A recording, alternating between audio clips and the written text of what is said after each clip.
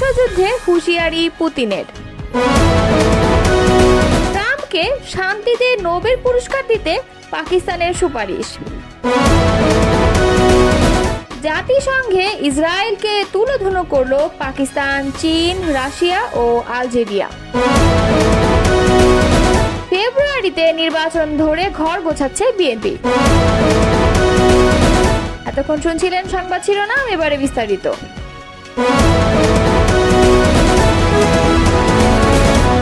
রাশিয়ার president Vladimir Putin হুঁশিয়ারি দিয়ে বলেছেন, ইউক্রেন ও মধ্যপ্রাচ্যে চলমান উত্তেজনা বিশ্বকে তৃতীয় বিশ্বযুদ্ধের দিকে ঠেলে দিচ্ছে। তার মতে এই দুটি অঞ্চল এখন মারাত্মক সংঘর্ষের সম্ভাব্য কেন্দ্রবিন্দু হয়ে উঠেছে। শুক্রবার সেন্ট পিটার্সবার্গ আন্তর্জাতিক অর্থনৈতিক ফোরামের মূল অধিবেশনে ভাষণ দিতে গিয়ে পুতিন এ হুঁশিয়ারি দেন। রুশ প্রেসিডেন্ট বলেন, বর্তমানে বিশ্বজুড়ে সংঘর্ষের বিপুল আশঙ্কা লক্ষ্য করা যাচ্ছে। আমরা বৈশ্বিক যুদ্ধের আশঙ্কায় উদ্বিগ্ন। সব সংকটেরই শান্তিপূর্ণ সমাধান হওয়া উচিত। তিনি ন্যাটোর পূর্বমুখী সম্প্রসারণের সমালোচনা করে বলেন, এই জোট বারবার রাশিয়ার নিরাপত্তা উদ্বেগকে অগ্রাহ্য করছে। এটি পশ্চিমাদের উপনিবেশবাদী নীতির আরেকটি রূপ মাত্র। পুতিন এ সময় দাবি করেন, মার্কিন প্রেসিডেন্ট ডোনাল্ড ট্রাম্প তাকে আশ্বাস দিয়েছেন যে ইরানের বুশেহর পারমাণবিক স্থাপনায় রুশ কর্মীদের নিরাপত্তা নিশ্চিত করতে যুক্তরাষ্ট্র সহযোগিতা করবে। মধ্যপ্রাচ্যের সঙ্গে পুতিন বলেন, ইসরায়েল যদি সত্যি ইরানের সর্বোচ্চ ধর্মীয় নেতা আয়াতুল্লাহ আলী খামেনিকে হত্যা করার কথা বিবেচনা করে থাকে, তবে আমি আশা করি এটি কেবল কথার কথা হিসেবেই থাকবে। এর আগে রুশ প্রেস সচিব দিমিত্রি পেসকভ সেন্ট পিটার্সবার্গের কনস্টান্টিন প্রাসাদে স্কাই নিউজকে বলেছেন, ইরানের সরকার পরিবর্তনের কথা যারা বলছে তারা যেন মনে রাখে এটি শুধুমাত্র অগ্রহণযোগ্য নয়, বরং এতে দেশটিতে চরমপন্থার বিস্ফোরণ ঘটতে পারে। তিনি হুঁশিয়ারি করে বলেন, যারা আয়াতুল্লাহ খামেনিকে হত্যা করার কথা বলছে তারা যেন মনে রাখে তাতে তারা এক ভয়ঙ্কর প্যান্ডোরার বাক্স খুলে দেবে। আসন্ন 2026 সালের নোবেল শান্তি পুরস্কারের জন্য মার্কিন প্রেসিডেন্ট ডোনাল্ড ট্রাম্পের নাম আনুষ্ঠানিকভাবে সুপারিশ করছে পাকিস্তান, যা সাম্প্রতিক সময়ে পাক ভারত উত্তেজনায় মধ্যস্থতাকারী হিসেবে ট্রাম্পের স্বীকৃতি বলে জানাচ্ছে পাকিস্তান। শনিবার পাকিস্তান সরকারের অফিসিয়াল এক্স অ্যাকাউন্ট থেকে দেয়া এক আনুষ্ঠানিক বিবৃতিতে এমনটি জানানো হয়েছে। বিবৃতিতে বলা হয়, সাম্প্রতিক ভারত পাকিস্তান সংকটের সময় তারা সিদ্ধান্তমূলক কূটনৈতিক হস্তক্ষেপ এবং গুরুত্বপূর্ণ নেতৃত্বের স্বীকৃতিস্বরূপ পাকিস্তান সরকার আনুষ্ঠানিকভাবে প্রেসিডেন্ট ডোনাল্ড ট্রাম্পকে 2026 সালের নোবেল শান্তি পুরস্কারের জন্য সুপারিশ করার সিদ্ধান্ত নিয়েছে। বিবৃতিতে আরও বলা হয়, প্রেসিডেন্ট ট্রাম্পের সিদ্ধান্তমূলক কূটনৈতিক সম্পৃক্ততা এবং গুরুত্বপূর্ণ নেতৃত্ব দুটি পারমাণবিক অস্ত্রধারী দেশের মধ্যে অত্যন্ত অস্থিতিশীল পরিস্থিতি হিসেবেও বর্ণিত উত্তেজনা হ্রাস করতে সাহায্য করেছে।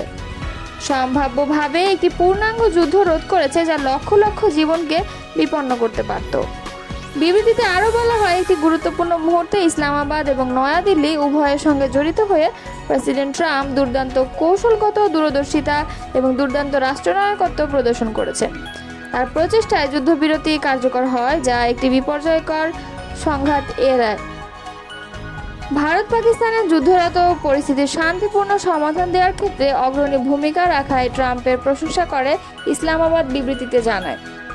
এই হস্তক্ষেপ একজন প্রকৃত শান্তিপ্রিয় হিসেবে প্রেসিডেন্ট ট্রাম্পের ভূমিকা এবং সংলাপের মাধ্যমে সংঘাত সমাধানের প্রতি তার অস্বীকারের প্রমাণ। দক্ষিণ এশিয়ায় টেকসই শান্তির প্রতি আন্তরিক অঙ্গীকার। এর আগে সম্প্রতি গণমাধ্যমের সঙ্গে আলাপচারিতায় নোবেল শান্তি পুরস্কার নিয়ে ট্রাম্প বলেন, পাকিস্তান ভারত যুদ্ধ বন্ধ করার জন্য আমাদের নোবেল পুরস্কার পাওয়া উচিত।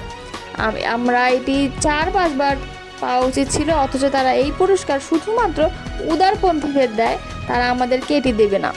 ট্রাম্পের এমন কথার কদিন পরই এবার নোবেল শান্তি পুরস্কারের জন্য ট্রাম্পের নাম আনুষ্ঠানিকভাবে প্রস্তাব করল পাকিস্তান। জাতিসংঘে ইসরায়েলকে কার্যত তুলোধুনো করেছে পাকিস্তান, চীন, রাশিয়া ও আলজেরিয়া। সংস্থাটির নিরাপত্তা পরিষদের এক জরুরি বৈঠকে ইরানের ওপর সামরিক আগ্রাসন নিয়ে ইসরায়েলের সমালোচনা করে দেশগুলো। এই 4টি দেশ হুঁশিয়ারি উচ্চারণ করে বলেছে, ইরানের ওপর এই হামলা পুরো অঞ্চলকে অস্থিতিশীল করে তুলতে পারে। শনিবার এই তথ্য জানিয়েছে সংবাদ মাধ্যম টিআরটি ওয়ার্ল্ড। সংবাদ মাধ্যমটি বলেছে, জাতিসংঘ নিরাপত্তা পরিষদের এক জরুরি বৈঠকে ইরানের উপর ইসরায়েলের সামরিক হামলার কঠোর সমালোচনা করেছে পাকিস্তান, চীন, রাশিয়া ও আলজেরিয়া। তারা সতর্ক করে বলেছে, এই হামলা পুরো অঞ্চলকে অস্থিতিশীল করে তুলতে পারে এবং পারমাণবিক স্থাপনায় হামলার যে নজির তৈরি করা হয়েছে তা ভবিষ্যতের জন্য বিপজ্জনক। মূলত এই চারটি দেশের অনুরোধে জাতিসংঘ নিরাপত্তা পরিষদ এই বৈঠকে অনুষ্ঠিত করেছে। বৈঠকে রাশিয়ার রাষ্ট্রদূত ভ্যাসিলি নেবেনজিয়া বলেন, ইরানের শান্তিপূর্ণ বেসামরিক পারমাণবিক স্থাপনাগুলোকেও লক্ষ্যবস্তু বানানো হচ্ছে। এতে ভয়াবহ পারমাণবিক বিপর্যয়ের ঝুঁকি তৈরি হয়েছে। এমন স্থাপনায় হামলা চালানো যায় না। চীনের রাষ্ট্রদূত ফু কং বলেন, ইসরায়েলের এই হামলা আন্তর্জাতিক আইন ও আন্তর্জাতিক সম্পর্কের নিয়ম লঙ্ঘন করেছে। এটি ইরানের সার্বভৌমত্ব ও নিরাপত্তাকেও ক্ষুণ্ণ করেছে এবং গোটা অঞ্চলের শান্তি ও স্থিতিশীলতা বিপন্ন করছে। পাকিস্তানের রাষ্ট্রদূত অসীম ইফতিখার আহমদ বলেন, ইসরায়েলের প্রকাশ্য সামরিক আগ্রাসন ও হামলাগুলোকে আমরা নিঃসন্দেহে নিন্দা জানাচ্ছি। এটি কেবল একটি দেশের জন্য নয়, গোটা অঞ্চলের ও বিশ্ব শান্তির জন্য গভীর হুমকি। আলজেরিয়ার রাষ্ট্রদূত আমার বেনাজ্জামা এই হামলাকে বলেন, বিনা উস্কানিতে ও অযৌক্তিকভাবে চালানো এই হামলা জাতিসংঘ সনদের প্রকাশ্য লঙ্ঘন। প্রসঙ্গত, ইসরায়েল গত 13 জুন থেকে ইরানের বিভিন্ন সামরিক ও পারমাণবিক স্থাপনায় বিমান হামলা চালিয়ে আসছে। এর পাল্টা জবাবে ইরানও ব্যালিস্টিক ক্ষেপণাস্ত্র হামলা চালিয়েছে ইসরায়েলের বিভিন্ন শহরে। এই পরিস্থিতি মধ্যপ্রাচ্যে একটি বড় যুদ্ধের আশঙ্কা তৈরি করেছে, যার প্রভাব সারা বিশ্বের উপরই পড়তে পারে। ফেব্রুয়ারিতে ত্রয়োদশ জাতীয় সংসদ নির্বাচন হবে এমনটা ধরেই মাঠে নেমেছে বিএনপি। নির্বাচনে নানা কর্মকাণ্ডের পাশাপাশি ঘর গোছাতেও ব্যস্ত সময় পার করছেন দলটির নেতারা। ভোটের তফসিল ঘোষণার আগেই তৃণমূলের যেসব কমিটি ইতিমধ্যেই মেয়াদোত্তীর্ণ হয়েছে, সেখানে নতুন কমিটি দেওয়ার বিষয়ে মৌখিক নির্দেশনা দেওয়া হয়। ঢাকা ছাড়া 9 সাংগঠনিক বিভাগের দায়িত্বপ্রাপ্ত নেতারা এ নিয়ে মাঠে কাজ করছেন। দলটির সিদ্ধান্ত অনুযায়ী গণতান্ত্রিক উপায়ে কাউন্সিলের মাধ্যমে সারা দেশের ইউনিয়ন, পৌর, থানা, উপজেলা, মহানগর ও জেলা কমিটি করা হবে। তবে কমিটি গঠন নিয়ে অন্তর্বিরোধও নতুন করে সামনে আসছে। কয়েকটি উপজেলা কমিটি গঠন নিয়ে সংঘর্ষের ঘটনাও ঘটেছে। আবার কমিটি নিয়ে নানা বিতর্কের মুখে সেই কমিটি বাতিলের ঘটনা আছে। বিএনপি সূত্রে জানা গেছে এসব তথ্য। এদিকে বিগত আন্দোলন সংগ্রামে সক্রিয় ছিলেন, নির্যাতিত, ক্লিন ইমেজ ও দলের প্রতি আনুগত্য এমন নেতাকর্মীদের কমিটিতে যৌথ মূল্যায়নের কাজ করার বিষয়ে বিএনপির হাইকমান্ডের নির্দেশনা রয়েছে। তবে খোঁজ নিয়ে জানা গেছে, বেশ কয়েকটি উপজেলা কমিটি গঠনে হাইকমান্ডের নির্দেশ মানা হয়নি। কাউন্সিল না করেও কমিটি দেওয়া হয়েছে। আবার আওয়ামী লীগের বিগত 15.5 বছরে যাদের দলের কর্মকাণ্ডে সক্রিয় দেখা যায়নি, হামলা মামলার শিকার হননি, তারাও কোনো কমিটিতে গুরুত্বপূর্ণ পদ পাচ্ছেন। এ নিয়ে দুর্দিনে মাঠে থাকা নেতাকর্মীদের অনেকে হতাশাও প্রকাশ করেছেন। বিষয়টি তারা সামাজিক যোগাযোগ মাধ্যমেও তুলে ধরেছেন। উত্তরাঞ্চলের একটি বিভাগের গুরুত্বপূর্ণ দায়িত্বে থাকা কমিটির বিএনপির এক নেতা যুগান্তরকে বলেন, কমিটি গঠনে কাজ করে যাচ্ছি। সেপ্টেম্বরের আগে কমিটি গঠনের কাজ শেষ করার নির্দেশনা রয়েছে।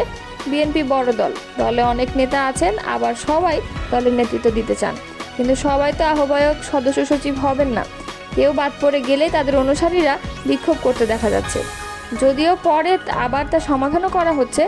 কমিটিতে ত্যাগীদের মূল্যায়নের বিষয়টি সবচেয়ে বেশি প্রাধান্য দেওয়া হচ্ছে। আওয়ামী লীগের 15.5 বছরে বিএনপি কোথাও সম্মেলন করতে পারেনি। কেন্দ্র থেকে কমিটি দেওয়া হয়েছে। এবার ওয়ার্ড থেকে জেলা পর্যন্ত নির্বাচনের মাধ্যমে কমিটি গঠনের চেষ্টা করছে। বিএনপি সিনিয়র যুগ্ম মহাসচিব অ্যাডভোকেট রুহুল কবির রিজভী যুগান্তরকে বলেন, কমিটি গঠনে বিভাগীয় পর্যায়ে যারা তত্ত্বাবধান করছেন তারা কাজ করছেন, তৃণমূলে গিয়ে বৈঠক করছেন। 2007 সালের 11 জানুয়ারি থেকে 2024 সালের 5 আগস্ট পর্যন্ত প্রতিকূল পরিবেশে রাজনীতি করছে বিএনপি। অভ্যুত্থানের পর দলকে আরও শক্তিশালী করতে পুরোপুরি সাংগঠনিক কর্মকাণ্ডে ফিরে আসে দলটি। গত বছরের নভেম্বরে ঢাকা বাদে 9 সাংগঠনিক বিভাগের অন্তর্ভুক্ত ইউনিয়ন, উপজেলা, পৌর, থানা কমিটি থেকে শুরু করে মহানগর ও জেলা কমিটি সম্মেলন ও কাউন্সিলের মাধ্যমে পূর্ণাঙ্গ কমিটি শেষ করতে 9 সিনিয়র নেতাকে চিঠি দিয়ে দায়িত্ব দেওয়া হয়। ফরিদপুর বিভাগের দায়িত্বপ্রাপ্ত vice chairman doctor Asaduzzaman Ripon যুগান্তরকে বলেন, জেলা থেকে তৃণমূল পর্যন্ত গণতান্ত্রিক উপায়ে কাউন্সিলের মাধ্যমে কমিটিগুলো তৈরি করা হচ্ছে। সূত্র মতে বিএনপির 82 সাংগঠনিক জেলার বেশিরভাগই আহ্বায়ক কমিটি, এছাড়া তৃণমূল পর্যায়ের অনেক জায়গায় আহ্বায়ক কমিটি আছে। এদিকে জেলার নতুন কমিটি নিয়ে তেমন কোনো অভিযোগ না থাকলেও তৃণমূলের বেশ কয়েকটি কমিটি নিয়ে নানা অভিযোগ পাওয়া গেছে। মাদারীপুরের রাজৈর উপজেলার ইসিবপুর ইউনিয়ন বিএনপির দ্বিবার্ষিক সম্মেলনেও দুপক্ষের মধ্যে হট্টগোলের ঘটনা ঘটে।